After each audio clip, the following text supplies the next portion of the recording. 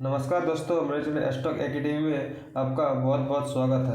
आज हम लोग बात करने वाले हैं यस बैंक कंपनी के बारे में। यस बैंक कंपनी जो अपने टाइम में बहुत ही लीडर थी अपने सेक्टर पे और 400 के पास गई थी। 400 के बाद फिर से जा पाएगी कि नहीं, क्योंकि बहुत सारे रिटेल इन्वेस्टर 400, 350, 300 में शेयर खरीदे थे कंपनी का, तो वो अपना पैसा वहाँ पर रिटर्न जा पाएगी कि नहीं। बहुत सारे न्यूज़ में आप देखते हैं कि इतना ऑर्डर आया, इतना नहीं, ये जाएगी। इसका पूरा फंडामेंटल्स चेक कर लेते हैं। जो रियलिटी फैक्ट है वो हम आपको बताना चाहेंगे वीडियो के माध्यम से। और कंपनी की तरफ से एक न्यूज़ भी आई है, चलिए न्यूज़ भी कवर कर लेते हैं। तो कंपनी का अभी शेयर 23 रुपया 84 पैसा चल रहा है और कंपनी आज के दिन 0.50 रुपया 50 पैसा माइनस में चल रही है।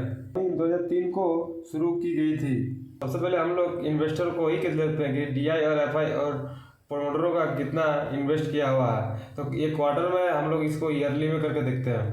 देखिए 2017 में प्रमोटर 20% थे, 2018 में 20% थे, 19 में 19% हुए, तो और 2020 में ये 1% हो गए। तो प्रमोटर को यहाँ पर लग गया कि कंपनी और ज़्यादा मतलब ऊपर नहीं आ पाएगी, इसीलिए प्रमोटर अपना पैसा निकल गया। धीरे धीरे अभी देखिए 2024 को जीरो में चल रहे हैं, मतलब कि प्रमोटरों को मालूम चला कि ये कंपनी नहीं चल पाएगी।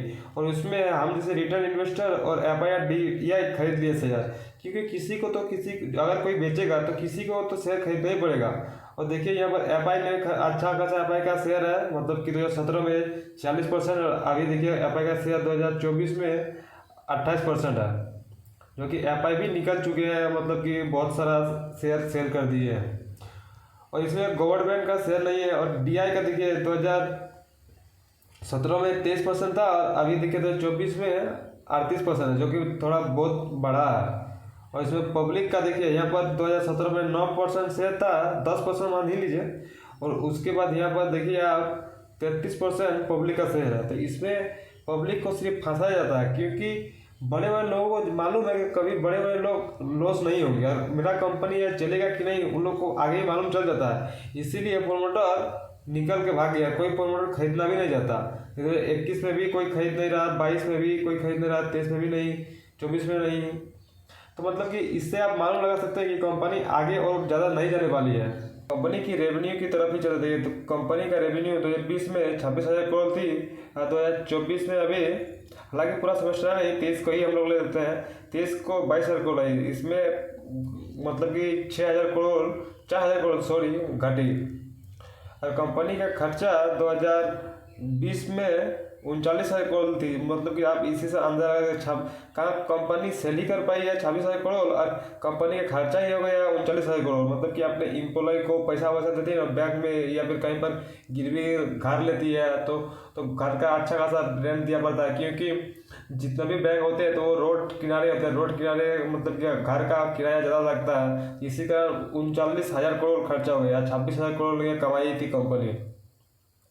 2023 में एक कंपनी 22,000 करोड़ का सेल की है, 22,000 करोड़ सेल की है, खर्चा कंपनी का हो गया 10,000 करोड़। इसमें थोड़ा बहुत प्रॉफिट हुआ और नेट प्रॉफिट इसका हम लोग देख लेते हैं। देखिए नेट प्रॉफिट में तो सबसे मतलब कि वही रहता है कि जितना पैसा खर्चा हुआ और कंपनी के पास कितना ढुका या कितना लॉस हुआ, नेट प्रॉफिट उसी को बोलते हैं।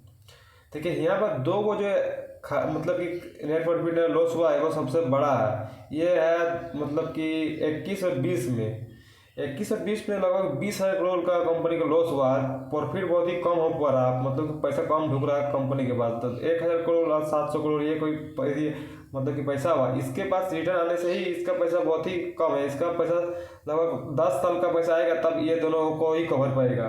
तो ये मतलब आपको हाई रिस्क से मान सकते हैं कंपनी को। और न्यूज़ ये आया है कि यस बैंक जुड़ना चाहता है डेट सिक्योरिटी के जरिए फंड, 25 जून को फैसला करेगा बोर्ड।